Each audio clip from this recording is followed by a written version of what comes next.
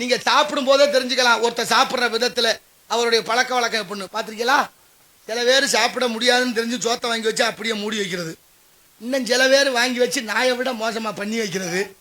நீங்க நமக்கு தெரியணும் ஏது. நான் எல்லாருக்கும் பொதுவாக தான் சொல்றேன். உங்களுக்கு துட்டுக்குச்சுன்னா நான் பொறுப்பு இல்லை. இலையில பரிமாறுறவங்களுக்கு பரிமாறுதல், சோறு போடுதல், சோறு பங்கிடுதல், இத்தனை வார்த்தை இருக்கு. யாருக்கு சோறு போடுறது? இந்த நாய்க்கு 2 சோத்தை போடு.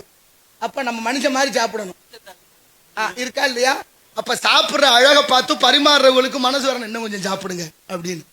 அதுலயும் நம்ம சாப்பிட்ட வீட்டுல இந்த காகிதத்துல இலை ஒண்ணு தயார் பண்ணி அதுல போட்டாங்க சோறு. போடக்கூடாது. தயவு செய்து என் அன்பிற்கினிய பெருமக்களே, தமிழ்நாட்டில இருந்தே வாழை இலை உலகம் பூரா போய் சேருது.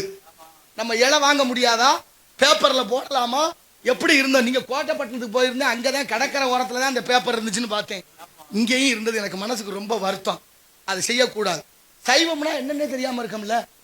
சைவம்னா என்னன்னு தெரியலங்க. பூரா அந்த கருதிங்கிறதுலயே ஆசையா இருக்கிறான்.